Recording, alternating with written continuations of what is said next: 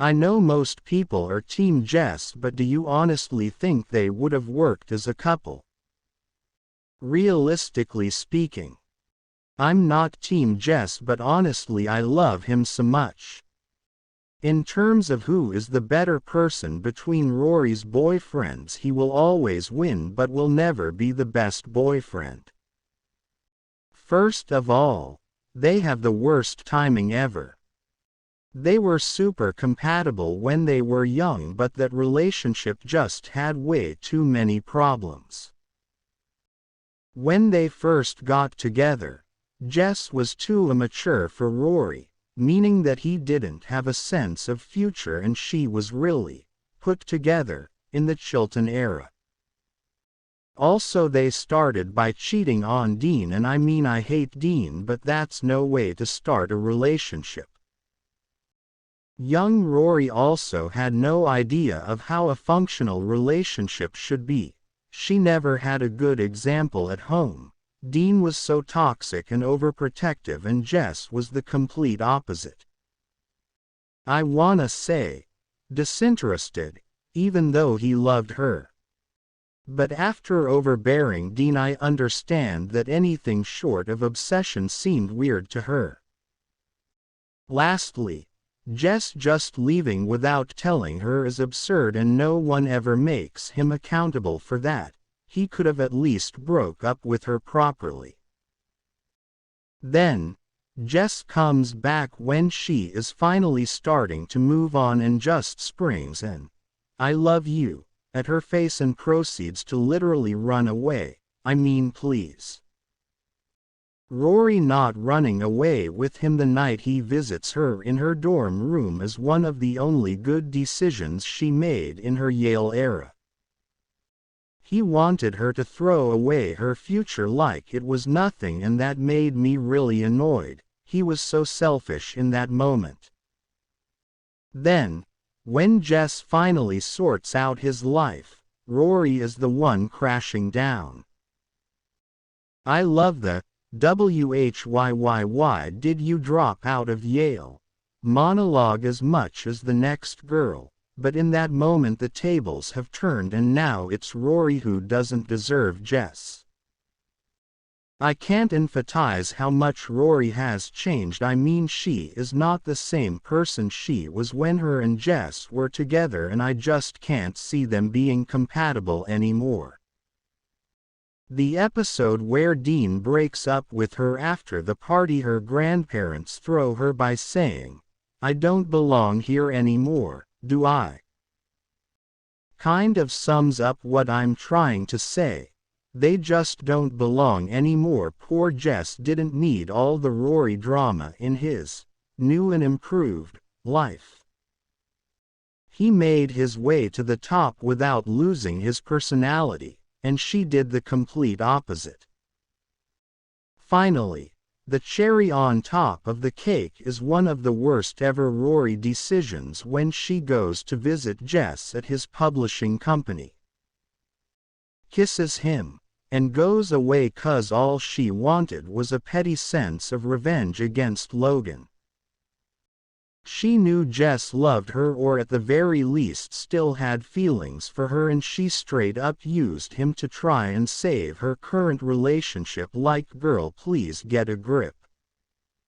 I felt so sorry for him in that moment. I'm not gonna get into the revival a lot because I just feel like they changed the character's personality way too much and it doesn't reflect in their true selves, or something. I'm a big hater of the revival lol. But seeing Jess still not over Rory made me so sad because the person he can't get over is long gone. She isn't that girl anymore, and he never got a chance to truly see that because they didn't interact over the years. Anyways, because of all that, I just can't see them realistically being a couple for all their life or getting married or anything, and I feel that if they ever tried it would be just like Rory and Dean's post-affair relationship. They idealized each other so much over the years that when they got together it would be impossible to live up to all their expectations and they would end up breaking up. So, to all the Team Jess people out there, and I'm honestly asking this, do you really think they would work as a couple? If so, why? Sisters seem to be avoiding me. So I'm the oldest and also was mostly the scapegoat growing up. Don't get me wrong, we were all abused mentally and emotionally, I just seemed to get the brunt of it. I was the bad kid, made to move out at 16. Our mom is super emotionally and mentally abusive. None of us talk to our dads. Anyway, my sisters are 21 and 25 and I am 29. At one point my middle sister and I lived together for years. We didn't always get along but oftentimes we did. I ended up going through some really dark mental times and couldn't pull myself out of bed most days to do anything. I wanted to off myself. This left my middle sister the responsibility to pay the bills of all the rent. I'm super thankful she was there for me when I was in that dark place. Eventually I got a job again, but when the lease was up she didn't want to live together anymore and I totally understood that. I had nowhere to go and couldn't afford a place on my own, so I moved in with my BF of only a few months. I end up getting pregnant and keep my child, which only changed everything for the better. Also, I ended up being able to pay my sister back a few years later in 2020 and she refused it and said to keep it for my son and I. So there's that. My sister and I would keep in touch from time to time. She's known for not really liking kids or ever wanting kids. She's had about 3 abortions. Anyway, once I had my son, it's like I stopped existing to her. She met my son once. My youngest sister was super interested in seeing us and met my son many times and even watched him a few times. But now, it's as if they don't want anything to do with me. I'm not perfect by any means. But I always am the one to call or text them and ask how they are. Genuinely. Ask about work, about school. It isn't the same for them. They became aware of what I said for many years now about our mom being a narcissist. And my middle sister has even called herself a sociopath. I love her, but she says some off-the-wall things and even displays this weird competition between us even though I don't view her that way. My youngest sister was the golden child and she would oftentimes be the rude one or the one to side with our mom on everything. But as she has gotten older she apparently sees our mom's ways. I was there for her when her ex abused her. When my mom treated her badly. I talked her into going to school for cosmetology and shortly after she joined even though she said our mom didn't want her to. But she treats me as if I don't matter. Even went on about how middle sister was more of a mom to her than our mom was. Even though I'm always there for her whenever she needs me through depression or needing advice or encouraging her to follow her dreams. It's like I am chopped liver. Fast forward to now and it's like they can't be bothered to send a message, let alone ask anything about my life. I said happy birthday to my middle sister, been 2 months. Nothing. I texted her my new number. She thanked me and I tried to keep the convo going, Doesn't open message. Been weeks. My youngest sister hadn't opened my message in over 2 months either. But randomly texted saying, "Sorry I haven't wrote you back," and silent again.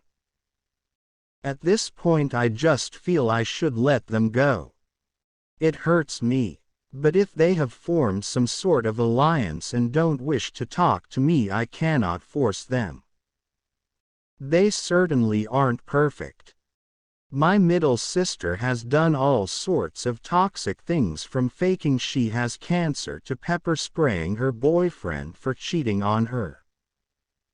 My youngest sister, while she can be loving, has a devious side where she will talk about you behind your back, among other things. In fact, she's the one who told me and our mom about my middle sister's actions regarding the cancer and pepper spray. She has no problem telling people's business, I guess. None of us are perfect. But I at least have the urge to want to connect with them. To put our differences aside, with the knowledge that we grew up with a dysfunctional family, and really have true relationships. But it's as if I am being scapegoated by them at the same time. Not only that, but they apparently don't care to see my only child. I haven't expressed any of this to them. I've asked if I've done something wrong, and if they want to cut me out of their lives, just tell me, and they have said no, it isn't that. They are just so busy. But the more time goes by, the more apparent it becomes that they just don't want to talk to me. And I don't try to force it. Ever since they started working together and being around each other all of the time, I've noticed this happening. It did happen somewhat before, but not to this level. Anyone ever experienced this? What would you do? I think my 22M best friend 22F is flirting with me, and my GF 25F is jealous. I've known this girl for 5+ years and we're best friends. I've known this girl for 5+ years and we're best friends. I had a huge crush on her back in high school, but she was always taken, and I knew I physically wasn't her type at all, so I never pursued anything. I was admittedly very unattractive and didn't take care of myself well back then.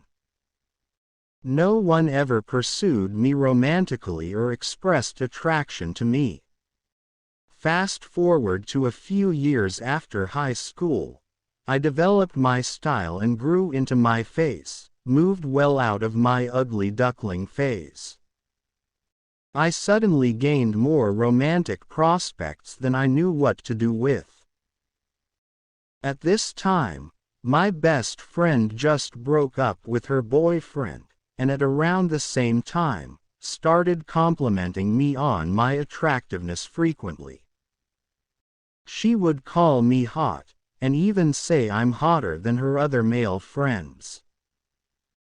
At first, I thought she was just pitying me or trying to hype me up as my best friend, but over the course of a couple weeks, the flirting got more intense. She confessed that she thought about kissing me once back in high school, implied she wanted to make out with me sometime, and sometimes would help me dress, and saying how good I looked in the outfits she chose for me. I was going through a messy breakup with my GF at the time. The heartbreak of that situation, combined with the constant flirting, made my pining and longing for my best friend come back full force. I was convinced she was the only one for me and I could never love anyone else. Thing is, she went exclusive with another guy basically the same week all this flirting was happening. Word got out that I had feelings for her. A bunch more happened that is honestly too personal to get into, but in the end, we nearly broke up as friends. She, of course, rejected me, as she was now in love with someone else. She said we would have been a terrible couple anyway. We remained friends, but our relationship was a little rocky after that and we got distant.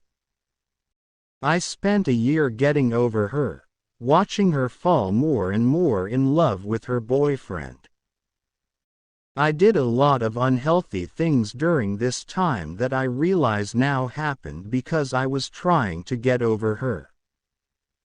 I became overly promiscuous, trying to win the affections of every girl that I met, even if I wasn't attracted to them. I didn't care to sleep with them, I just wanted them to desire me. I spent way more than I could afford and went into debt that I am still paying off. I became addicted to cannabis and fell into deep depression, living every day like a zombie. After about a year of trying to move on, I started dating my current girlfriend. My best friend broke up with her boyfriend around the same time, and we slowly became closer again after that. After getting over her ex, my best friend has become very disillusioned with dating. She says she doesn't have the time or energy to be attracted to anyone right now. Despite this, I find myself getting odd signals from her. She doesn't flirt with me as explicitly as before, but she says things that make me raise an eyebrow sometimes. A couple weeks ago, we went to the gym together. She approached me during my last set of the session and said the light in the gym was doing me really good. I didn't take this as flirting because she knows I'm insecure about my body. I simply thought she was being kind and hyping me up. I thanked her and went on as normal. Later on, after I put my street clothes back on, she said I have a sleeper build, implying that I normally look small and she wouldn't expect that I'm muscular under my clothes. I just kind of laughed. Oh really? She clarified that she didn't mean it as a diss and went on to say that her type of men are guys that don't look intimidating at all and could secretly pull punches if they had to but choose not to. She said it's like that meme that's about a 5'8" guy who provokes 6'3" guys and then goes, hey come on, I'm a little guy, I'm just a little guy, no. It's also my birthday. I'm a little birthday boy. She compared this type to other male celebrities, characters of that caliber, most of which she has also compared to me in the past. I know it probably doesn't seem like it from my writing style, but that is basically the energy I give off IRL. What this all implied to me is that my best friend's type in men, personality-wise, is the same as mine, aka a goofy little shit that gets away with it because he's short and non-threatening. And now she's saying I have the body type to match. Of course, there's more to it than this. She often talks about her type in men's style, face, hair, looks-wise, and I can honestly say that even her looks type fits me almost perfectly. I don't think she's describing me on purpose, it's more like she would like this type anyway regardless of how I look, and I just happen to fit the bill. I know this because she has had the same type since high school. Back in my ugly duckling days. The only thing I might fall short on is my height. More than that, we have a very strong emotional bond. She often says I'm the only person she feels truly understands her. Our conversations flow so well, it feels like they could last days without ever stopping even for food or water. I've often felt like it's us two against the world, and I believe the feeling is mutual. I sometimes think I still have lingering feelings for her, but I know it's for the best that we aren't together. She also has explicitly rejected me in the past, said we would be a terrible couple, calls me her twin sibling clone, and insists on never dating her friends. Because of all of this, I'm not sure what to make of how she feels about me. She consistently describes her type as someone just like me, but also makes it clear she'd never date me. Even if she wanted to date me, I'm in a committed relationship, so it's not like I'll ever make a move. I just want to know if she thinks of me as purely a friend or as something else. Being just friends is so much easier, but everything keeps pointing me towards a different conclusion. Here's the issue. I'm in love with my current GF more than ever. We've been rocky over the 1.5-ish years we've been dating, but lately we've been slowly working on our issues together. I feel more comfortable and loved by her than anyone has ever made me feel. I truly want to marry her one day. I finally feel myself moving on from everything that happened between me and my best friend, finally moving towards happiness. However, I still sometimes feel like there's a part of my brain that cannot let go of the idea of me and my best friend, and the life we could have had together.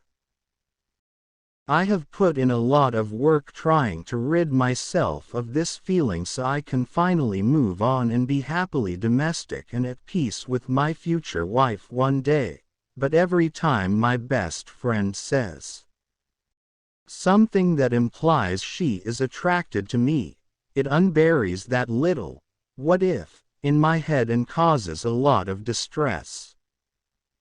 My girlfriend knows I used to have feelings and that they are possibly lingering. She often gets jealous of my best friend and how close we are, despite my constant reassurance. I feel so bad because I don't know what else to do to help her other than cut off my best friend or break up. I feel like it's unfair to my girlfriend that I even have 1% of lingering feelings. I've floated the idea of breaking up multiple times as I feel it's the right thing to do, but my GF still refuses and says she wants to stay. Even if we do break up, I plan to stay single for a long time and don't plan to make any moves on my best friend, as there's many reasons I know it wouldn't work out anyway. I'm truly hoping that I'm overthinking all of this and my best friend isn't attracted to me at all anymore, so that I can kill this "what if" in my mind once and for all. I'm currently in therapy trying to figure out my feelings, but I thought I would ask for more perspectives. I guess the advice I want to know is, do you think my best friend is flirting with me, attracted to me, or is she simply expressing her opinions? How should I go about trying to rid myself of my lingering feelings? Do you think staying with my girlfriend is an unhealthy choice, or is it a positive for moving on?